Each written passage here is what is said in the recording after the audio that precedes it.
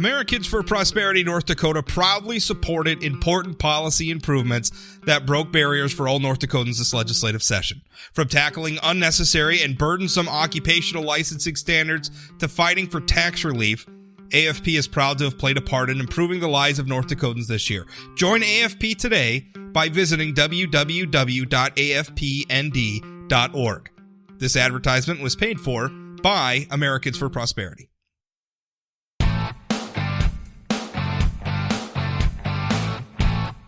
Hello and welcome to the Plain Talk Podcast. I am your host, Rob Port. A little bit later in the show, going to be speaking with a representative from Energy Transfer Partners.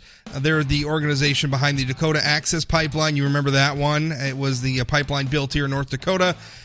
Hugely important to North Dakota's oil industry. In fact, is currently transporting roughly half of all of the oil that North Dakota produces on a daily basis. But its construction was,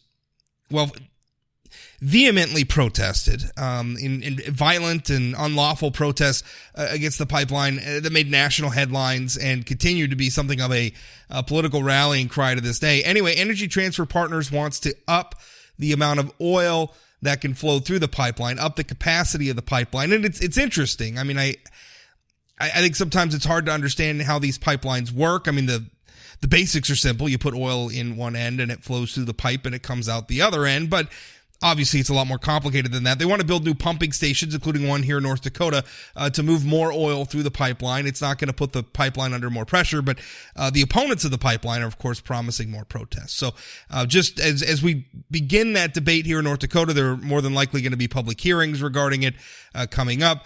I wanted to have somebody on to just speak to, what's actually going to happen? What are they planning on doing? So you'll hear that coming up in a minute. But before we get there, Let's talk about these shootings in El Paso and in Ohio. I'm sure you've heard a lot of specifics about the shootings from other sources, and you probably don't need me to rehash for you what happened. If you don't know what happened, go and Google it. But I think you could probably imagine if you've been living under a rock. What's interesting to me is the debate that we have after these incidents, which are terrible, which are horrifying, which I don't want to diminish or belittle in any way. But after they happen, there is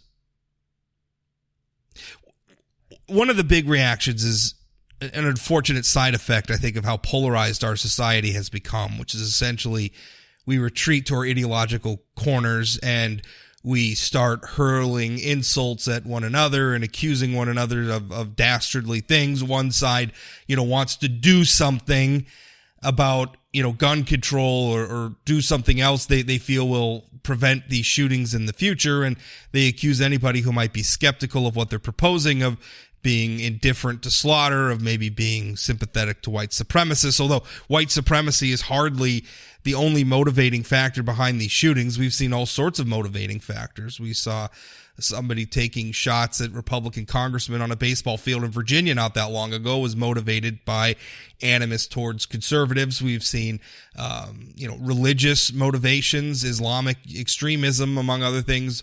Certainly white supremacy. We've seen animus towards homosexuals, animus towards Jews. I mean, there's a lot of different factors. Sometimes it's just a personal grievance, right? Sometimes it's just something very personal to that person, and they're shooting up a place that, like a workplace or a school or something that maybe, I don't know. There's a lot of factors that go into it, suffice it to say.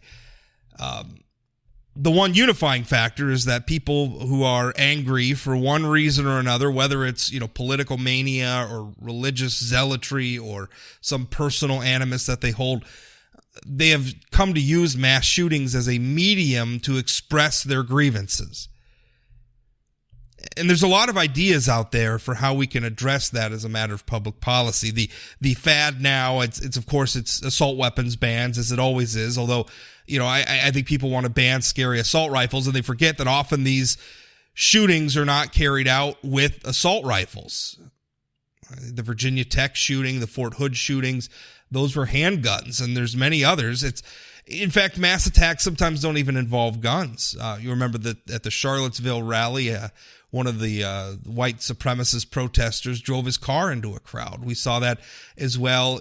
We've seen like vans over in Nice in France. We saw somebody driving a truck down a crowded sidewalk or street, I'm forgetting what it was, and hurt and killed a lot of people. The Boston Marathon bombers used propane tanks. Guns are not even necessarily necessary for these sort of mass attacks. Even if we were able to, muster the political will to implement some sort of a gun ban, and even if that gun ban were in fact effective in keeping guns out of the hands of people who would use them for ill intent, well, they would just find other means. And maybe some people say, well, that's okay. It'll be harder. It's harder to find other means. I don't necessarily know that that's true. And that speaks to the point that I want to make about all of this. By the way, before I get to that point, red flag laws are the other, big push now. We debated red flag laws before the North Dakota legislature earlier this year. Essentially what red flag laws, if you haven't been clued into this. And by the way, President Trump even has indicated maybe he would be supportive of red flag laws. There are even, I think Senator Lindsey Graham has come out and suggested that he might, in fact, I think is sponsoring red flag legislation. So that push is bipartisan. But the problem with red flag laws is that sometimes the people who perpetrate these things didn't show any red flags. The Las Vegas shooter, to this day, remains an enigma, a cipher. Nobody's really sure why he did that, and there weren't really any red flags there to indicate that he was going to do something. Now, there are a lot of times instances where these shooters displayed antisocial or other types of violent or ugly behavior, which perhaps could be a red flag before the violence was committed. But the problem with doing that is if we have red flag laws, we're looking back, and essentially what the red flag law is allows law enforcement, or at least how the red flag law was implemented or proposed here in North Dakota, would allow law enforcement or the friends and family of somebody to essentially initiate a court proceeding at which, they say, we think that this person's dangerous and they ought to have their guns confiscated.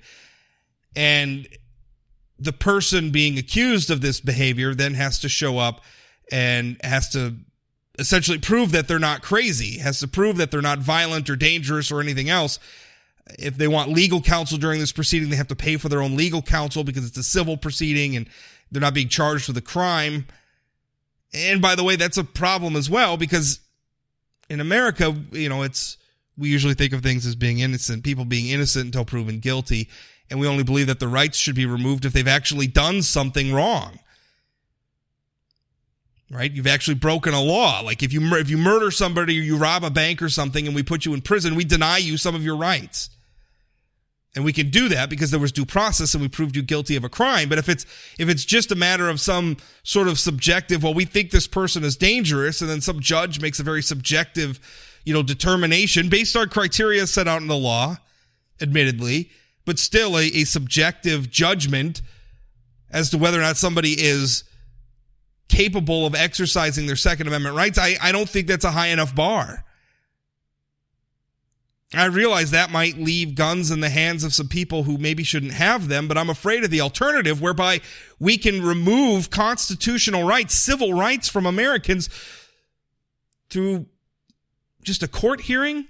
To me, the burden is not enough. And you're also putting the burden of proof on somebody to prove that they're not crazy in order to maintain their rights in what could be a very costly legal proceeding. I don't think red flag laws are the answer either. But let's get to, I wrote my print column about this, but let's get to a larger point. What keeps us safe on any given day? When you walk out the front door, what is keeping you safe? Is it law enforcement? Is it the law?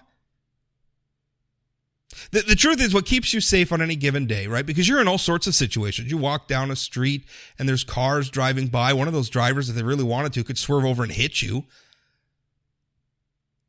There are guns all over the place in America. Somebody could just, who has never indicated any other problem, could just snap one day and bring a gun to a crowded area and start shooting. You're having a parade down Main Street in your hometown. Somebody could drive a car into that parade if they were angry enough. the point I'm trying to make is that for people who are unafraid of consequences, right, which I think that's what mass shooters are, right? I mean, they go in fully expected that they're going to be killed or arrested. They don't care about the consequences anymore. They're just going to perpetrate their crimes. I'm not sure there's a good way to defend ourselves against that sort of thing, particularly when these people aren't typically a member of any sort of like an organization, right? In another era, acts of terror were committed by people who were organized, right? The Ku Klux Klan was an organization. I mean, they were secretive in many ways, and they tried to, hide what they were doing, but they were an organization. They could be infiltrated. Their funding could be disrupted. They could be exposed. Their plotting could be revealed and thwarted. Same with, Islamic, religious fanatics, Islamic extremism, even one of the geniuses of Al-Qaeda and ISIS is how decentralized they were, but there was still an organizational structure there, and there was still often funding that was flowing, and those things could be disrupted. But if it's just a person on their own who gets angry and decides to act out in this way, I don't know that there's really anything we can do about that. Not without creating a situation where millions and millions of people who are law-abiding people, who are never going to do anything to hurt their fellow citizens, see their rights encroached upon. This is the confounding reality of mass shootings, is that to do something, because they're rare. They are rare. And I realize they get a lot of media attention today, but in the context of overall crime, even in the context of how many people are murdered in the United States, it is a fraction. They get a lot of media attention, but they're not really quite the phenomena. I think sometimes they occupy a larger presence in the national consciousness than maybe is warranted by their actual social impact. In fact, we amplify the social impact by being so concerned about it, by spending so much time talking about it and dissecting these incidents. Which leads me to my point. The best way to combat them may be to stop paying so much attention to them. The one area where I agree with, because there's so much nonsense that comes out in response to these mass shootings, about violent video games are inspiring them, and violent political rhetoric is inspiring them, and et cetera, et cetera. And most of that's nonsense. But the one thing that makes a lot of sense to me is the idea that these events are viral and that they inspire other events. That not only makes sense to me, just logically, I look at it, it just seems like a rational explanation for what's going on, but I think there's precedent for it as well. If we look at serial killers, and I'm a little bit of I'm a true crime fan, and I will admit to a morbid fascination with people like Ted Bundy and that whole, sort of pantheon of monsters. What's interesting is that how often serial killers inspired one another, or how often a high-profile serial killer would spark copycats, other people who would copy their crimes. And I think that's what's going on with mass shootings. In fact, there's been a great deal of research into that. If you search around, I'm sure you'll run into it. But each mass shooting inspires copycats. I think the mass shooting, and I've said this before and I've written about this before, I think the mass shooting has become a medium. And so if you're disaffected for one reason or another, if you're harboring animus towards society for one reason or another because of its religious zealotry or ideological reasons, or you just have a grudge against a particular business or what have you, the mass shooting has become sort of the way to express that for those people, and they copy one another. I think in a lot of ways I don't want to say created the mass shooting problem, but I think we've certainly amplified it. I think we've certainly pumped it up bigger than it needed to be by paying so much attention to it. We've turned, and I think a lot of reasons because mass shootings become a political football, become a battleground in the culture wars even. that we've amplified them and we've made it more attractive for more people to use. I feel like if we hadn't been paying so much attention, and if maybe we hadn't turned these mass shootings into the sort of touchstone that they are, I feel like we would have had less of them. Now, I don't know how to solve that problem either. Do we curtail First Amendment rights? Or do we curtail the media's ability to report on these incidents? I don't know how you do that, but I think that's why it's happening. I don't think people are going on mass shooting sprees because they have access to guns, and I don't think they're going on mass shooting sprees because the politics of our moment is pretty heated. Let's face it, politics has always been heated. I don't think it's any of that. I think it's just that mass shootings have become a way for the disaffected to attack the rest of us, to hurt the rest of us, to do something sensational that'll get a lot of people's attention that we can't really stop. Not even the most totalitarian regimes in American history have been able to protect against this sort of thing. Not even police states, not even the Stasi of East Germany with all their spying and everything else that they did. Not even they could stop it. Because you can't just stop an individual who one day decides to just start hurting the people around them. It's just not that easy. That's it for my rant today. My interview straight ahead. This episode of the Plain Talk Podcast is brought to you by Energy of North Dakota. Oil and natural gas from North Dakota strengthens all of America. And through our abundance of talents, innovations, and technologies, energy responsibly produced here translates to worldwide economic stability. With producers and our communities working together, we're securing a sustainable future that generation after generation can build on. It's all happening right now with Energy of North Dakota. Learn more at energyofnorthdakota.com.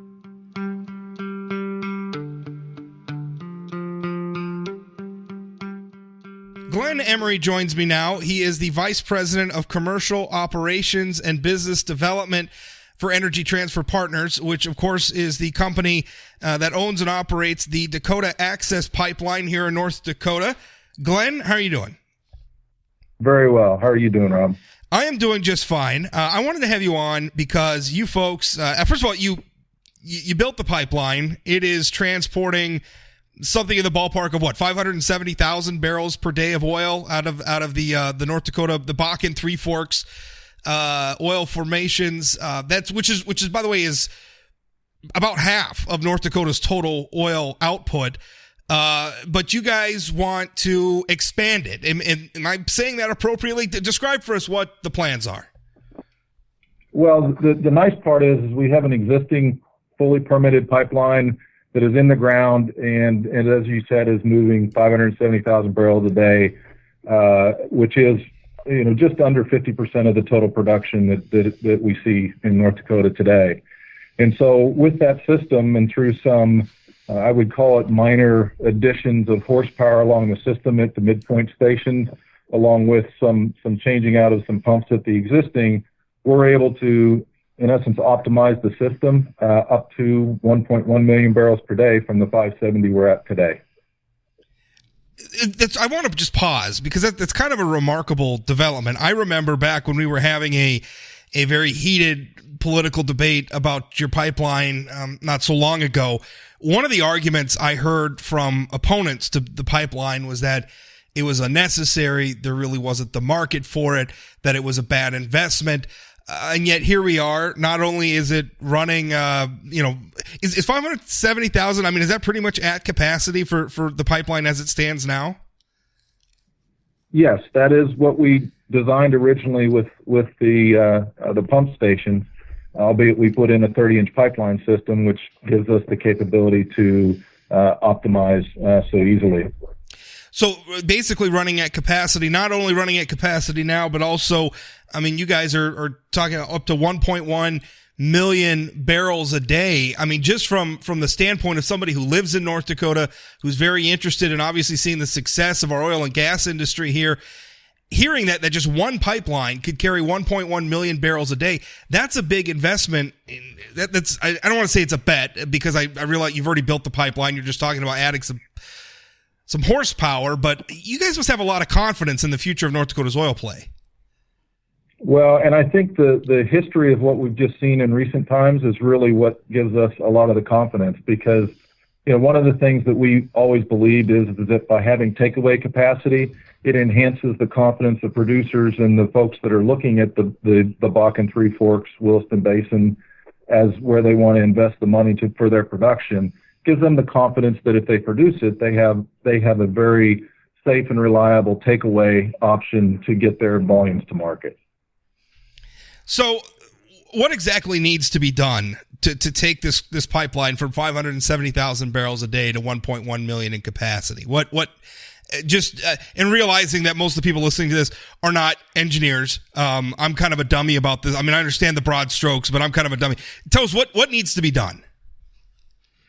So with respect to the pipeline, we have pump stations which basically boost the volume down the line, and to be able to increase the capacity on the existing pipe, you just add more pump stations so you can boost it again to then be able to flow faster down the line. And so we're putting in 3 midpoint pump stations along the Dakota Access system to go along with the 3 existing stations. So there's already 3 pump stations. You're going to add 3 more pump stations, and that does what exactly? Allows you to just move the oil through the line faster? Yes. So with and one key point, just for the purposes of, the pipeline, we operate at we have an operating pressure on the line. Nothing changes with respect to the operating pressure. It's just you're able to boost and put be able to pump the flow of the volume faster, as you're saying, just by having the intermediate pump stations in between the current ones. So what right now there was a meeting in Emmons County, North Dakota, because I take that's the site of one of the new pump stations, and I'm sure there's a regulatory process that needs to be gone through there. But I mean, what exactly? Take us through that. What is the county wondering about? What does that process look like at the county level? So at the county level, one of the things that we make sure of is that they understand exactly what we are doing.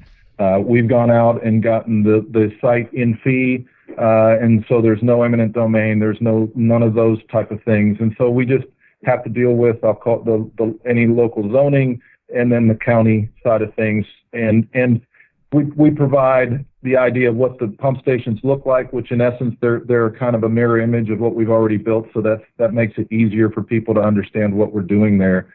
But just work through and address their processes with them, and in a very collaborative way. Now, there's also a statewide regulatory process as well. The North Dakota Public Service Commission is currently receiving public feedback. I think they'll be doing that until later this month. August 9th, I think, is the date. They're receiving public feedback about whether or not they're going to hold a hearing on this. What are your thoughts on that? On the Public Service Commission holding the hearing? Now, you had said you already have a pipeline built, obviously built and permitted. Does the Public Service Commission need to hold another hearing on this? I think that's up to them to determine. We're willing to work through the processes. We don't necessarily believe that a hearing is necessary based upon the framework of the regulatory setup in North Dakota. But at the same time, we're going to be working with them very closely to get through the process. One of the, obviously, when the pipeline was originally built, some of the biggest objections came from Native American tribes, particularly the Sioux people that live on the Standing Rock Reservation. There were some there were protests and everything else. I think anybody who's followed this is familiar with that. It made national news. They are requesting a hearing. And they had some comment. I just wanted to run this by you because this is what Cheyenne River Tribal Chairman Harold Frazier. Now, I think he's a leader of the part of the tribe that the reservation, if people don't understand, the Standing Rock Reservation kind of straddles the North Dakota-South Dakota border. I think Mr. Frazier is chairman of the Cheyenne River Sioux, who are mostly in South Dakota. But what they're saying is the pipeline crosses waters that are sacred to them and that serve their communities. And so they have a concern in this. And he said, I quote, and I'm quoting now, this is from a Sioux Falls Argus Leader article. Cheyenne River Tribal Chairman Harold Frazier said he has serious safety concerns about an increase in the pipeline's oil flow. And now quoting Mr. Frazier here directly, "We don't know if the pipeline is capable of handling it. I haven't seen any documentation to justify that." So can you speak to that concern? I mean, is there documentation? He's essentially saying he's not sure the pipeline can handle it. I'm assuming you guys are not putting in the the pump stations to then find out whether the pipeline can handle it or not. Sure, and there are enough agencies and oversight folks that we have to work with, including PHMSA, to be able to ensure that what we're doing complies with all the legal and regulatory requirements and industry standards that we abide by. Has there been any outreach between Energy Transfer Partners and tribal leaders regarding this expansion? Unfortunately, I don't necessarily know that answer myself. Okay. Do you feel obviously you're going through as you're going through this process, Emmons County today, what does the timeline look like? I mean, assuming best case scenario, all the regulatory approvals come through, the PSC holds a hearing, everything comes through. When can the pump stations be in and the pipeline's capacity go up? So I'll answer it this way. Based upon having all of the, I'll call it the permit and all the various things we need to go through, because this isn't just North Dakota, this is across the system. Once we have all those in place, it's about a 6 to 9 month construction period. Again, depending upon time we start with winter and seasonality, but it's about 6 to 9 months. About 6 to 9 months.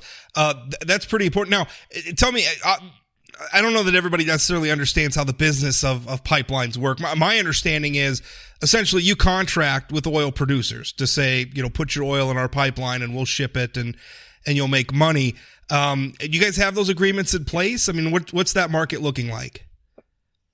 And yes, I mean, that's part of what we have done. We hold open seasons, which are basically set up to be able to provide access to any of the bona fide parties out there, whether they're producers, whether they're refiners, or whether there's marketers, which we have a combination of all of those as shippers on the pipeline. But we use those open seasons to get them to sign up and do the takeaway or take or pay agreements, which support the investment we have to make in the pipeline. And so last year in the fourth quarter, we held an open season, received significant support, which allowed us to make the decision to move forward with the optimization and start down the process to deal with all of the permitting and the rest of the things we have to do. And then we're in the process. We started in July. We're conducting an additional open season, a supplemental, to further support the optimization project to get us to the 1.1 million barrels a day. These processes are important. I think not least because, when we hold public hearings and we inform the public about what's going on, it can dispel a lot of misunderstandings about, what these projects are and what they do and all of that sort of stuff. As you go through this process, and obviously, again, the Dakota Access Pipeline has received so far more attention than most pipeline projects do. What's the most common question you find yourself answering, or maybe the most common myth you find yourself dispelling as you go through this process? Wow. I guess I think everybody in the industry now is just the question of how long it takes and whether you can really get through the processes, in a timely fashion to meet the needs of the customers. And what I would say is additionally, I think one of the key questions that seems to be with what we're doing in the optimization project is people are concerned we're increasing the pressure of the pipeline or doing things that are outside and potentially not safe, and just don't know. Like you said earlier, most people don't understand hydraulics and how pipelines work. And so, the key thing there is the pipeline,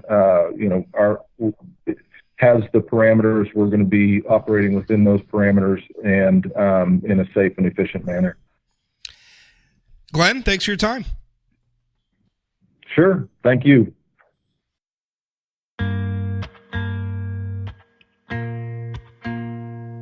That's it for today's Plain Talk podcast. If you would consider subscribing to this podcast, if you haven't already, on the podcasting platform of your choice, Spotify or Stitcher, or the Plain Talk should be available just about anywhere. If you would subscribe, every new subscription really helps other people find the podcast. Also, if you would rate or review the podcast, if you leave an honest rating and honest review, I certainly appreciate that as well. It also helps. If you ever have any feedback on the show, you want to send in questions for my weekly guest, Senator Kevin Cramer, Congressman Kelly Armstrong, you can do that at rob@sayanythingblog.com.